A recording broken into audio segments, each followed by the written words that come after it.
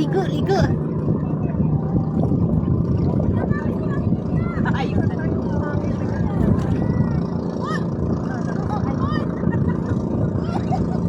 May star guys. Pakita ko sa inyo. May star. Yan, may star guys. Tingnan niyo.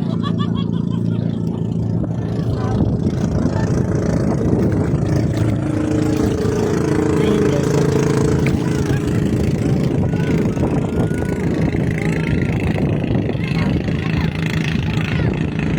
Diba? Star. Si Daddy ang layo na.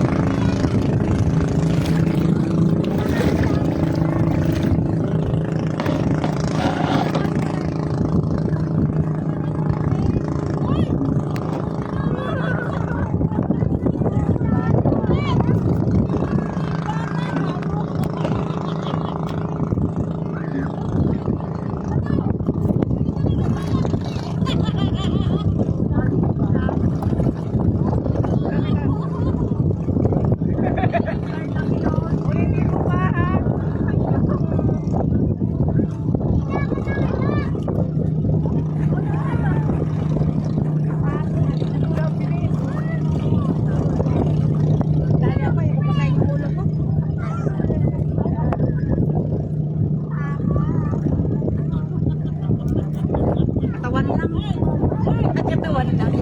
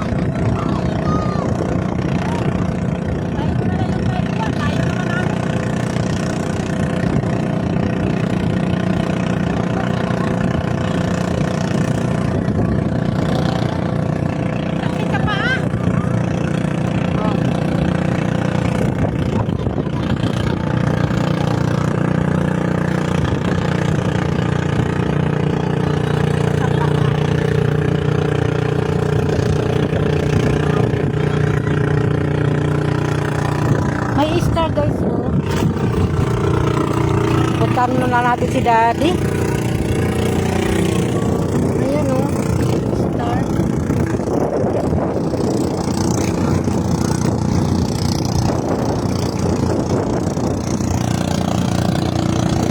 May nagrentang, ganyan.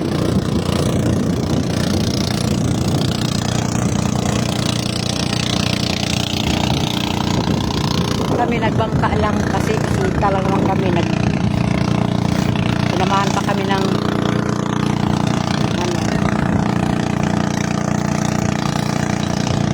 mag-anak nila Lisa. Yan si Daddy, oh. Daddy! Ayaw kong ilublo yung ulo ko. Ang lamig pati, sakit sa paa kasi may mga ano ba?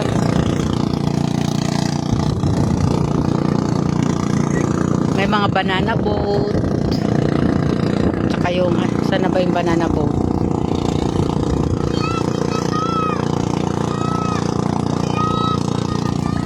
Ang arkilan yan, ano yan eh, nasa 7,000. 7,600 ganyan. 15 packs. Naka-experience na rin ako niyan nung last year kami lang ni Jasper. Parang ang laki tignan pero dalawa yan, magkadikit na yan.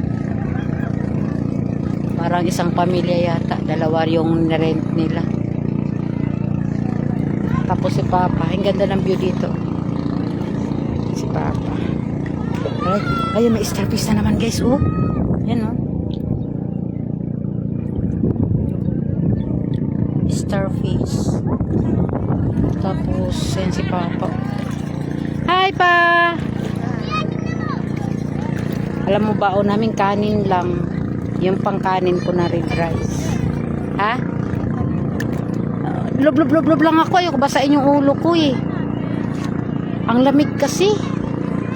Tsaka parang di ako ganyan ng ganyan sa mukha ko.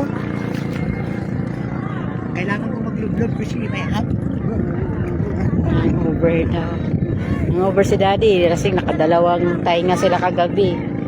Na Alfonso eh. Tapos may red horse pa. Pero di nakasali si Daddy kasi ano na siya. Lasing na siya. Lasing. Oh! Oh! Sarap siya. Enjoy sis. Thank you sis. Sarap dyan. Maligo. Oo sis.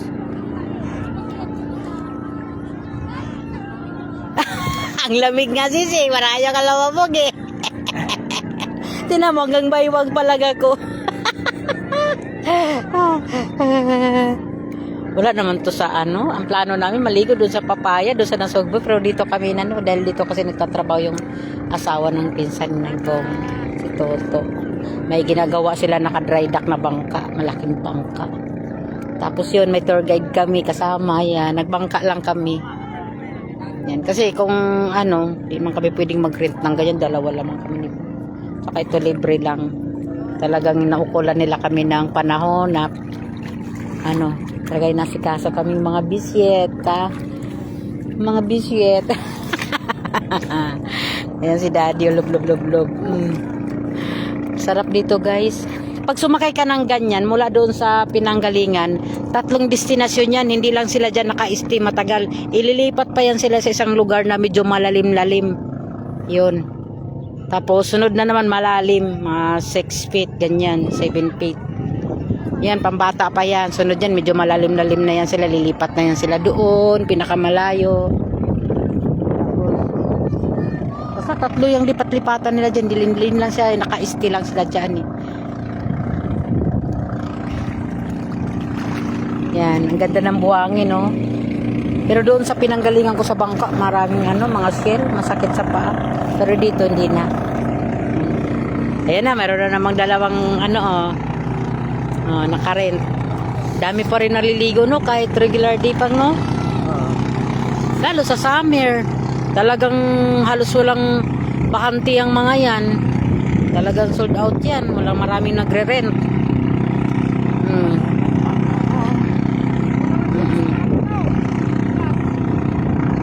Sarap.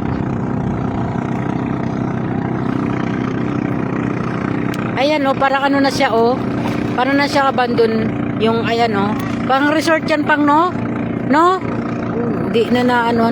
Pero parang naalala ko parang nakita namin yan nung sumakay kami ng kami lang ni Jasper. Nakita ko may parang ano dyan. Mayroon dyan nag-i-stay. Parang nagre-rent. Oo nga, may solar eh. No? May panel. Ganda dito sa Kalatagan, guys. Lamig pala yung tubig dito. Siyempre malamig.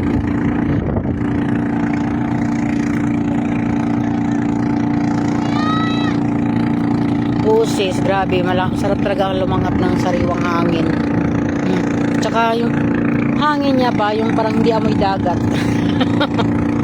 Sarap. Sarap.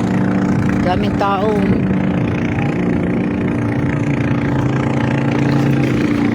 Ito, dalawa ni rent. O, dalawa ang ni rent. Nag-ano yan na naghihila ng bangka.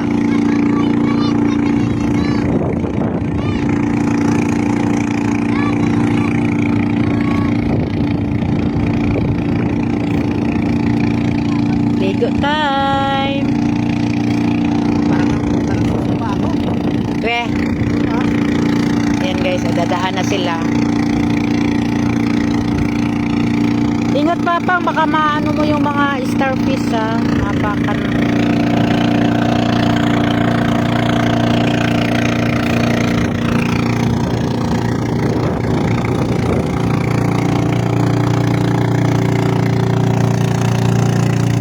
Bye bye guys.